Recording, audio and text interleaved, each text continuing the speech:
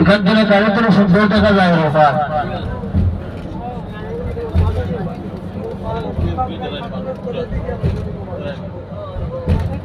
মানুষ বলছে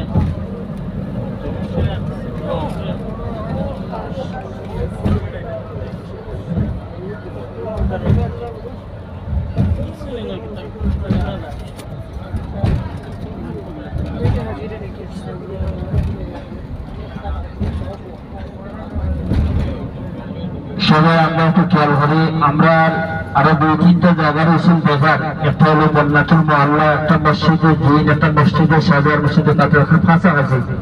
কিন্তু এই রাস্তা বন্ধ, এদিকে গেলে গাড়ি নিলে আমি দেখতে পারবো না, গুলো দিয়ে দিব। আমি খবর ইসলাম তো গাড়িটা বন্ধ, তো আমরা এগুলো যাবো না। জান্নাতুল মুআল্লা হচ্ছে, আমি আপনাদেরকে বলি, আপনারা সবাই চাইলে জিয়ারত করতে পারবেন। আল্লাহ রসুলের যে বাড়িতে গিয়েছিলাম আপনাদেরকে সবার স্মরণ আসেনি? উমরার সময় যে আল্লাহ রসুলের বাড়ি দেখেছিলাম, এই বাড়ির পিছনের রাস্তা, আল্লাহ রসুলের বাড়ি থেকে পায়ে হেঁটে গেলে 2-3 মিনিট লাগবে জান্নাতুল মুআল্লা। যারা সম্ভব পায়ে হেঁটে যেতে পারেন আপনারা গিয়ে জিয়ারত করে আসবেন। আর জমজমের পানির জন্য সবাই হতাশ হয়ে যান, পানি কিভাবে নিতে হবে। প্রত্যেক হাজী সাহেবগণ এয়ারপোর্ট থেকে 5 লিটার জমজমের পানি কিনে নিতে হবে 12.5 রিয়াল করে। আপনি এক্সট্রা পানি নিতে পারবেন না। একটা ছোট যদি 1/2 লিটারের বোতল কিনছে, একটা 5টা বোতল যদি আপনি মনে করেন লাগেজের ভিতরে প্রবেশ করে দেন, তাহলে সমস্যা হবে না, ভালোভাবে কস্টিপ করে। কিন্তু বেশি চাইলে আপনি নিতে পারবেন না, বেশি চাইলে আপনি নিতে পারবেন না। জমজমের পানি ভালোভাবে শুনেন, প্রত্যেকে 5 লিটার পানি কিনে নিতে হবে এয়ারপোর্ট থেকে 12.5 রিয়াল করে। আপনি এয়ারপোর্টে প্রবেশ করার পর 12.5 রিয়াল দিবেন, আপনাকে একটা টোকন ধরিয়ে দিবে।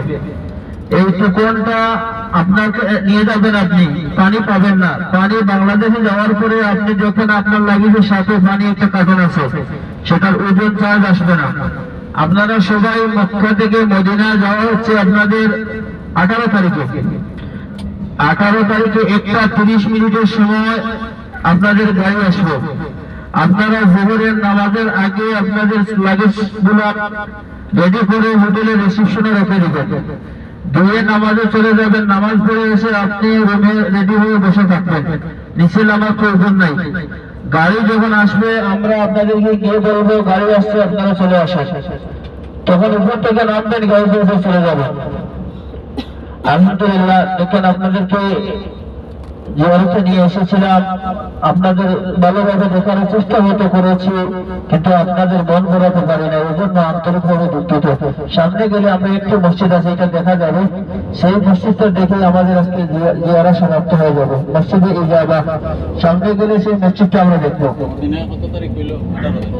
মসজিদে ইজাবা হচ্ছে মসজিদে আল্লাহ রসুলের জায়গায় নামাজ পড়েছিলেন এবং কাফেররা এই জায়গার মধ্যে একদিন বসে সিদ্ধান্ত নিয়েছিল, আজকে থেকে আমরা মুহাম্মদ সাল্লাল্লাহু আলাইহি ওয়াসাল্লামের কোরআন শুনবো না, কাউকে শুনতেও দেব না। আল্লাহ পাক রব্বুল আলামিন তাদের এই চক্রান্তের কথা আল্লাহ রাসূলকে কোরআনে আয়াত নাযিল করে জানিয়ে দিয়েছিলেন। ওয়াকালা আল্লাযীনা কাফারু লা তাসমাউ লিহাযাল কুরআনি ওয়ালগাউ ফীহি লাআল্লাকুম তাগলিবুন। এই আয়াত নাযিল করে আল্লাহ রাসূলকে আল্লাহ সতর্ক করে দিয়েছিলেন। আল্লাহ রাসূলকে বলেছিলেন বইয়ের কোনো কারণ নেই, কাফেররা বলতেছে তোমার কোরআন শুনবে না, শুনতেও দেবে না, কিন্তু আমি আল্লাহ রব্বুল আলামিন কোরআনের বাতি জ্বালিয়ে দেব দুনিয়াতে। এই সামনে গেলে আমরা সবাই গাড়ির ডান দিকে তাকাবো, সামনে গেলে সবাই গাড়ির ডান দিকে তাকাবো, বাম দিকে ওই যে দেখতে পাচ্ছেন মসজিদ, মসজিদে ইজাবা ডাইন সাইডে, সবাই ডাইন সাইডে দেখেন মসজিদে ইজাবা।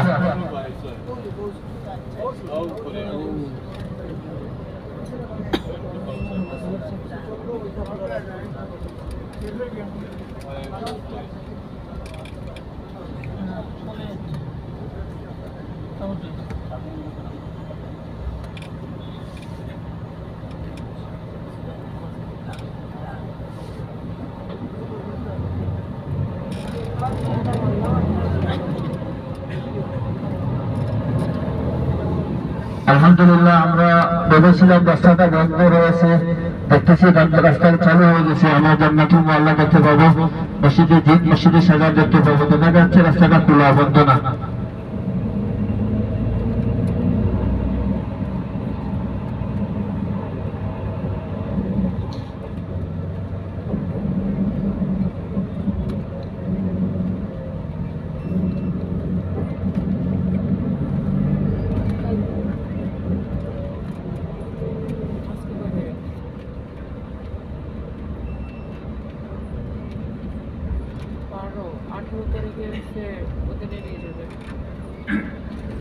সবাই সূরা ইখলাস কুল হুয়াল্লাহ শরীফ তিনবার পড়ে সামনে জান্নাতুল মাওলা।